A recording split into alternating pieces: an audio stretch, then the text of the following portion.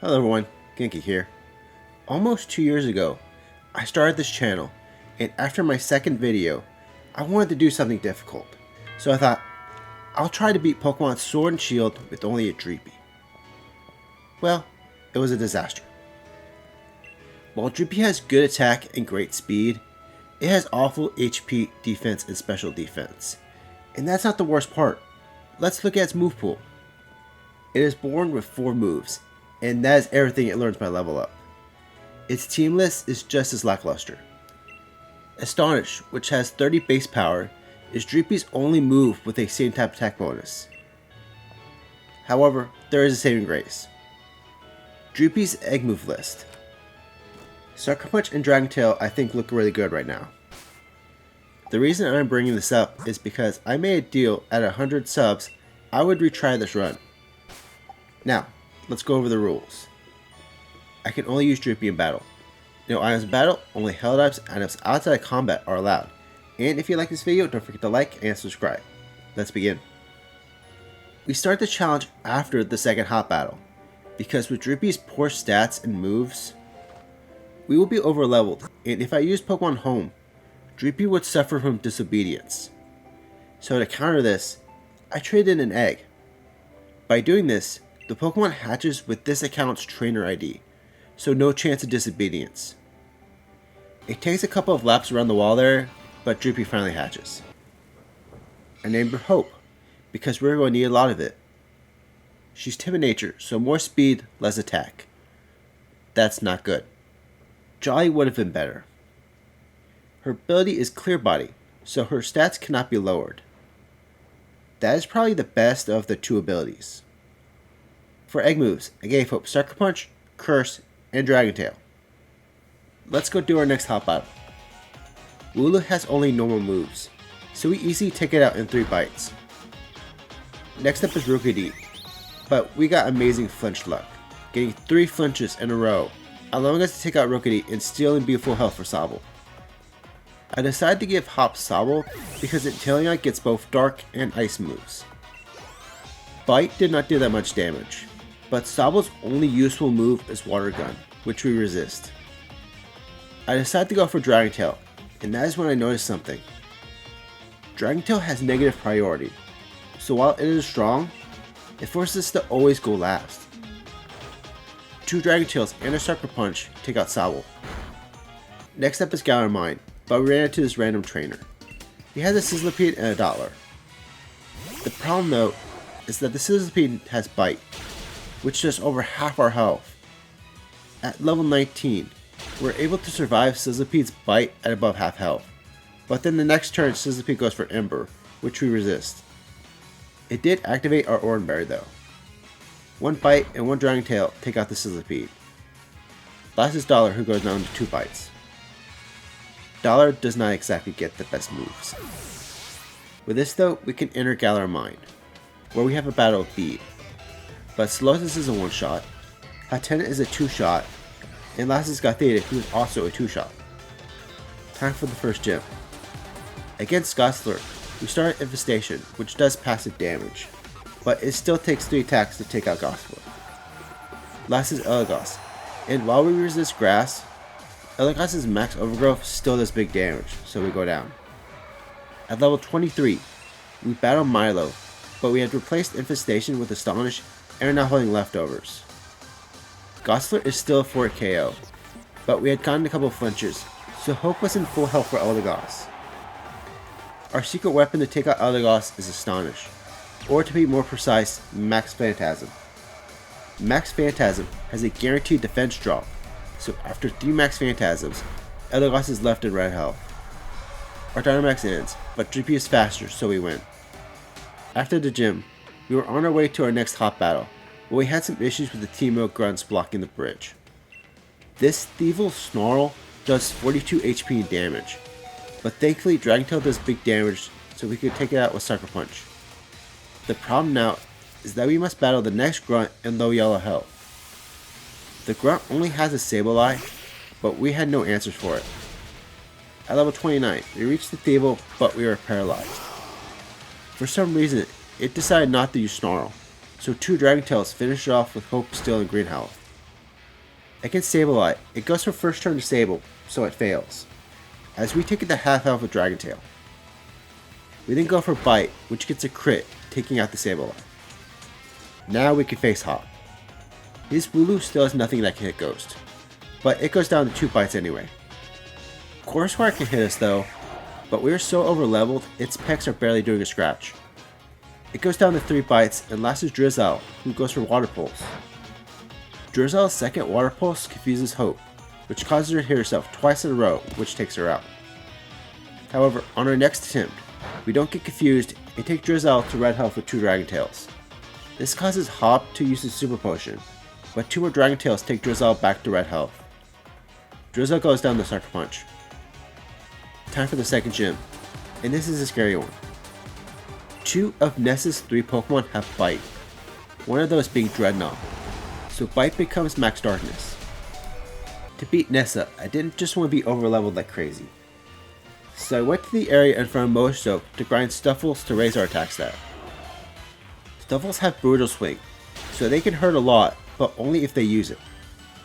At level 38, we battle Nessa.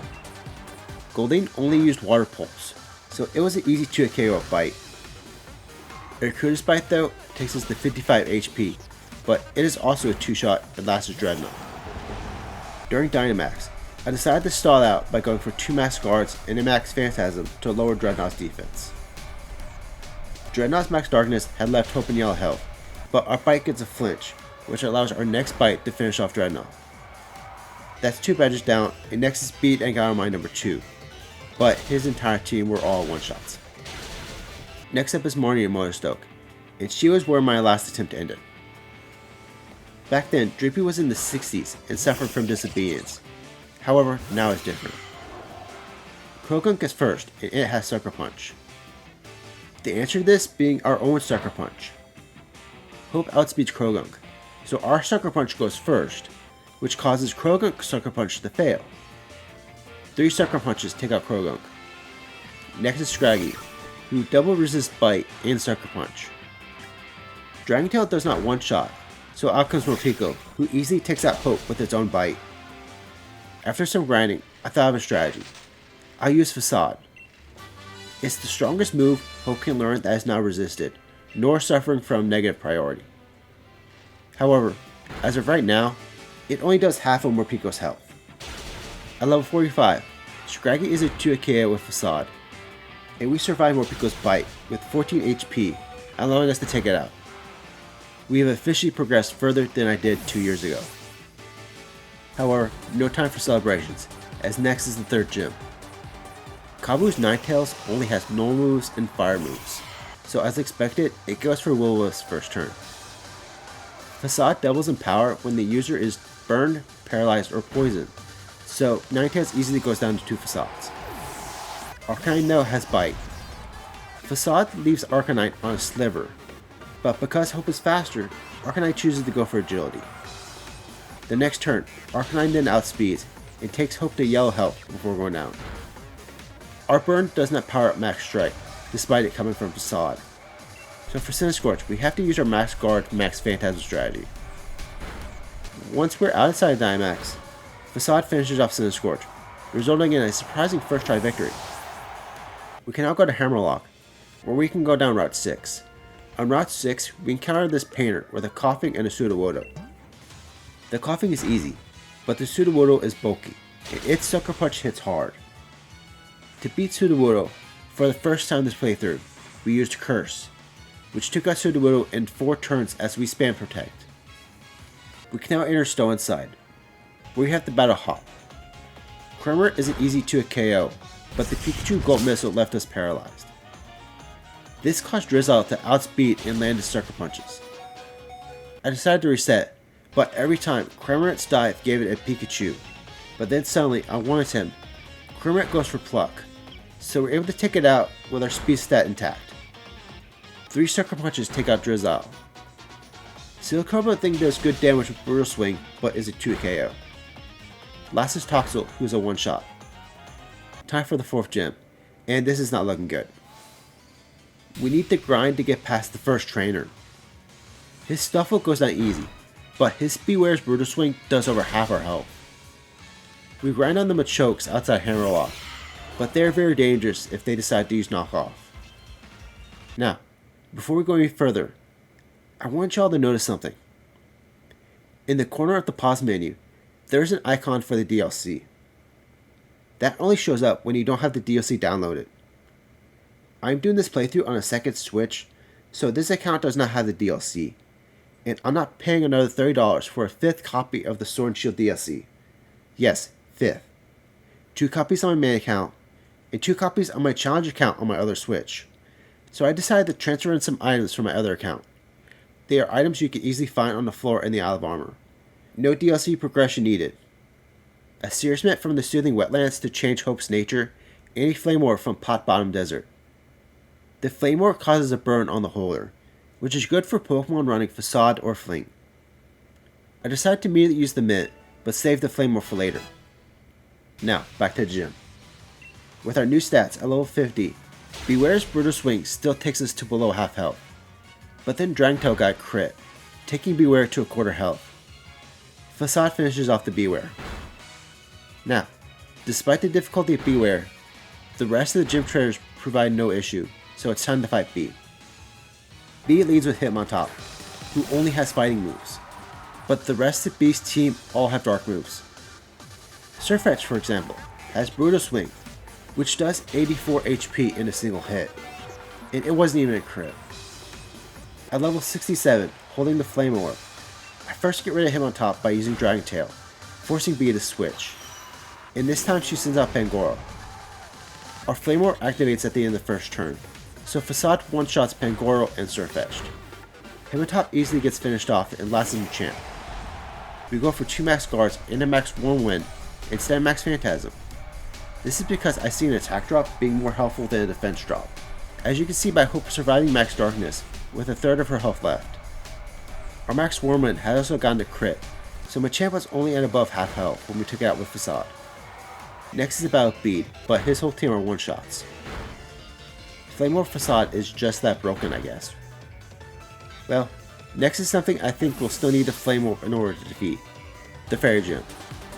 Fairy resists Dark and is immune to Dragon, but what I see as being my biggest hurdle is Mawile. At level 72, against Weezing, we go for Protect first turn, so our Flame Orb can activate without us taking damage.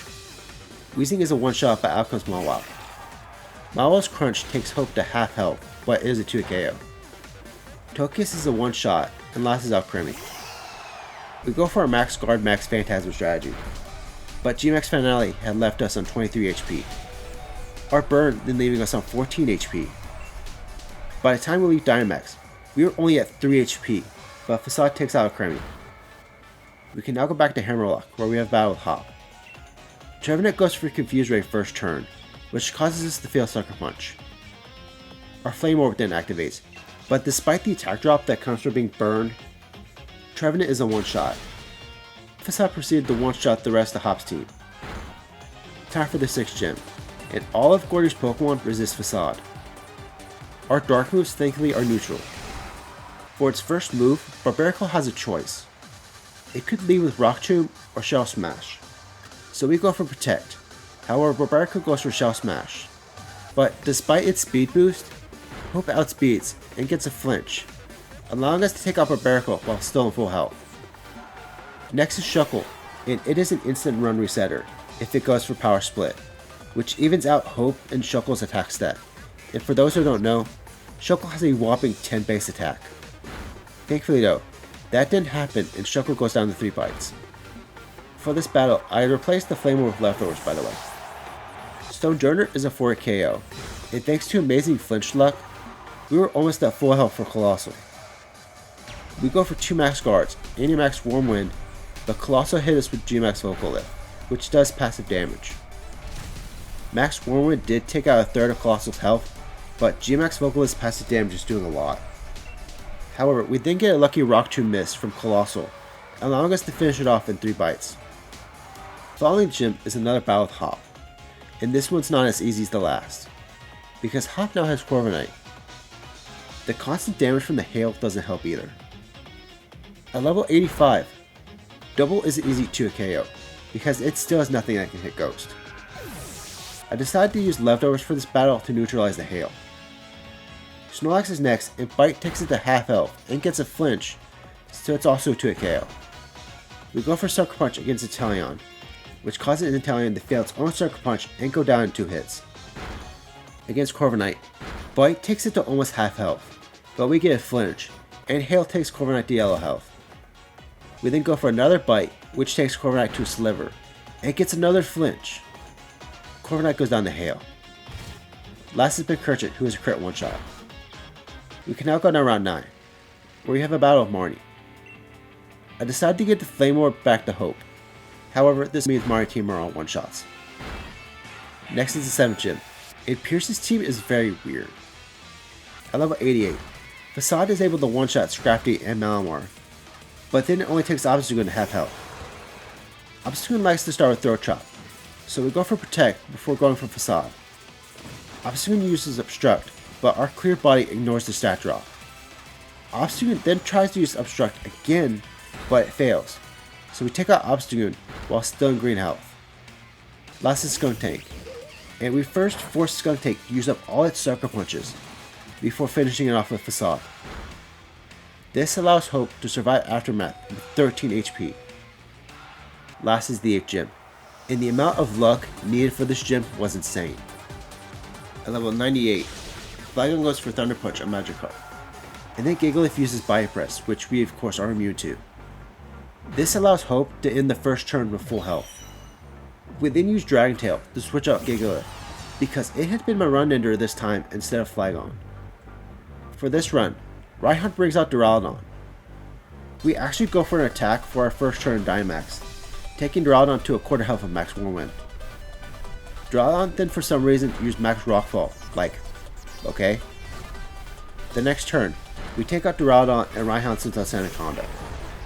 We take out Flygon with Max Phantasm, lowering Sandaconda's defense as it hits us with Glare. Last out is Gigalith. However, thanks to Paralysis, we don't attack the next turn and get taken to red health. Sandaconda then goes for Protect, as we attack Gigalith, who goes down to a crit. We then go for Protect to get some health back before taking out Sandaconda in 2 hits. We can now go to Winden, where we attend the semifinals. Our first opponent is Marnie. However, Liepard is a one-shot. Scrafty is a 2-shot, but it hit us with Swagger, which raised our attack. Toxicroak hit us with Sucker Punch, but is a one-shot. Last is Morpeko and Grimmsnarl, who are both one-shots, and that was without the Flame Orb too. Instead, we were using the Silk Scarf to boost Facade. Next up is Hop. Double survives Facade, but only sets up Cotton Guard. But then Hop uses Full Restore. Thanks to Cotton Guard, Double is now tanky, and it also has Zen Headbutt, which can hit Hope. It goes down to 3 Facades, and next is Snorlax, who is a 2 KO. Corviknight decides to go for a variety of moves. Scary Face, Drill Peck, and Swagger, which missed, but it goes down to 4 Astonishes. Kerchit is a 2 KO, but only hit us with the weak Thunderbolt, and last is Inteleon, who is a one-shot with Max Whirlwind. We now have the Scale Rose Tower, where we have battle with Oleana. Frost Ice is a one-shot with Astonish. Salazzle survives Facade, but it makes the mistake of using Poison Gas, which powers up our Facade. It goes down next turn. Serena and Milotic are one-shots, and last is Garbodor, who survives Max Whirlwind, but its GMX Malador did not do that much damage, so it goes down the next turn. The finals can now begin, but first is the battle with B. Mawile does big damage with Play Rough, but is a 2 KO. Gardevoir is a one-shot, but then Rapidash survived on Sliver. We got a flinch, so we take out Rapidash while still in full health. Last is Hatterene, who is a one-shot. Time for Nessa. We first go for Astonish, but it didn't do that much as Golisopod's Shadow Claw does quite a bit of damage.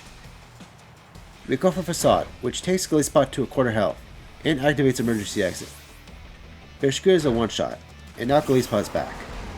Facade easily finishes off Golisopod. Pelipper survives Facade, but only sets up Tailwind, so it goes down the next turn. Seeking also survives Facade, but this time Nessa used her Full Restore. Seeking still goes down to 2 more hits, and last is Dreadnought, who is a 2 KO. Next up is Beat. Alucha survives Facade, but then it goes for Bounce. We block the Bounce with Protect, but then B used her Full Restore. Alucha is still just 2 KO. Surfetch and Fox are also both 2-hit KOs, but we are already below half health. Grapplock is also 2-hit KO, but it only used Octo Lock, so we received no damage. Last is Machamp, who survives Max Whirlwind. However, it only uses a weak Max Flare, so it goes down the next turn. Last is Rhyhorn, but unlike the others, this battle was not a first try victory. Dreepy resists all of Torkoal's attacking moves, so it always starts with Yawn. And by the time we wake up, we are in pretty low health for the rest of Rhyhorn's team. To help resolve this, we give Hope a berry, and then after getting hit with Yawn, we use Dragon Tail, forcing Torkoal to switch out. Rhyhorn then decides to bring out Flygon, who just goes for Sandstorm as it goes down to a crit one-shot. Rhyhorn tends to change the weather on each of his Pokemon's first turn. Just like now, where instead of Dragon Pulse, which could do massive damage, Turtonair goes for Sunny Day as we one-shot it. Facade finishes off Torkoal, and as expected, Goodra used Rain Dance, so it's a one-shot. Last is Duraludon, who is a 2 KO. Time to battle Chairman Rose, and while this was an expected roadblock, I was not expecting it to be this bad. First up is the Scavalier, who is a 3 KO, but thanks to our King's Rock, we're still in full health. However, next is Berserker, whose Throat Chop does almost 150 HP damage. It is also a 3 KO, but then we just go down to Kling Kling. This battle was extremely difficult. There were times where we couldn't even get past the Scavalier, because Sword Stance boosted Iron Head left us in red health. Also, if we did get amazing flinch luck and got past Kling Kling, next is Ferrothorn, whose ability is Iron Barbs, which does damage each time we hit Ferrothorn. There's no way we're going to have enough health to survive 4 rounds of Iron Barbs. But I had a stupid idea. There was an egg move that never crossed my mind when I was making Hope. Double Team. If we can raise our evasion high enough that we can dodge attacks from Rose's Pokemon, we should have enough health for Ferrothorn. We'll worry about Caparaja when we get there. Okay everyone, say hello to Sliver. Because I only have a sliver hope we can beat this run. The game would not give me the same ability, but I made him the same nature as Hope, and through EV training I gave him the same HP stat, defense, and special defense. I did sacrifice our speed and special attack EVs in exchange for attack EVs though. However, more importantly, he has Double Team. Now, let's go try Rose. Okay, yeah, this is not fair. Escavalier is still hitting us, even with us at +3 evasion. Also, to make matters worse, I decided to Dynamax against Ferrothorn for the possibility of one-shotting it, but it survives Max Darkness on a Sliver. I can't sacrifice any more of our stats into attack. All I have left are our defensive stats. I think I have to call it. I cannot beat Pokemon Sword with only Dreepy without items. But you've made it this far, so I'm not going to stop. On our final attempt against Rose, I give Sliver an X attack, doubling his attack stat as the Scavalier used Sword Stance. Scavalier, Berserker, and Kling Kling are all one-shots. Ferrothorn survives Bite on a Sliver, and then takes Hope to 67 HP with Gyro Ball. It goes down next turn, and last is Kabaraja, who is a one-shot. I switched to Hope for Eternatus. Eternatus has 2 Dragon moves, meaning it has a 50-50 chance of one-shotting Hope. However, this time, it used Cross Poison, allowing Dragon Tail to take it to only a 5th of its HP. It goes down the Facade. For Eternamax Eternatus, it always goes for Max Whirlwind first turn, but it's actually random on who it hits between the player and Hop, and this time it goes for Hop, allowing Hope to do big damage with Dragon Tail. Our Flame Orb then activates, and by the end of the second turn, Eternatus was already at half health. I had Hope go for Protect, predicting Eternatus attacking Hope. Zacian and Zamazenta finish off Eternatus. Finally, it's time for Leon. Leon leads with Aegis Slash, a Steel Ghost Pokemon with Shadow Ball. As predicted, Aegis Slash starts with King Shield, and thanks to Hope's Clear Body, the attack drop is ignored. We then go for Protect to defend against Shadow Ball. Sword from Aegis Slash goes down to 3 Astonishes, and thanks to Flinch Luck, we were never attacked. Without the burn from Flame Orb, Aegis Slash would have probably been a 2-hit KO. However, we need the burn for Leon's non-ghost Pokemon, like Haxorus, who survives in red health. I switched to Sliver. I have Sliver go for double team first turn, as Aegislash uses King Shield. We then again go for protect against Shadow Ball. Astonish takes Aegislash to half health, but our double team worked, so Aegislash goes down. Haxorus is a one shot, but out comes Dragapult, who outspeeds and takes out Sliver with Shadow Ball. Okay, item time. For the battle, I had to get 2x special defense, along with the X attack we already have. Against Aegislash, we use an X special defense as it uses King Shield. We then used our second one before Aegislash's Shadow Ball took us to 127 HP, despite us having a 3 times multiplier on our special defense. We used our X attack, as Aegislash's second Shadow Ball takes us to red health. We go for a max potion, but Aegislash used another Shadow Ball. We then go to attack, but Aegislash used King Shield. So our Astonish the next turn hit Aegislash in shield form, which allowed it to survive. We have to use another max potion, but Aegislash eventually goes down. Haxorus is a crit one shot. We heal against Dragapult, but then it got a crit, twice in a row. However, on our third attempt, we don't get crit. Astonish then does only half of Dragapult's health, but it flinched, so it goes down the next turn. Seismitoad is a one shot, but during Cinderace, we decide to heal, just for Acrobatics to take us to half health. Cinderace goes down to a one shot and lasts as Charizard. We go for 2 max guards and a max strike. The max strike is because I know Charizard will use max airstream. This should boost its speed, but instead max strike neutralizes it. Charizard goes down to Facade. We sadly did not beat Pokemon Sword without items, but this was still a fun challenge.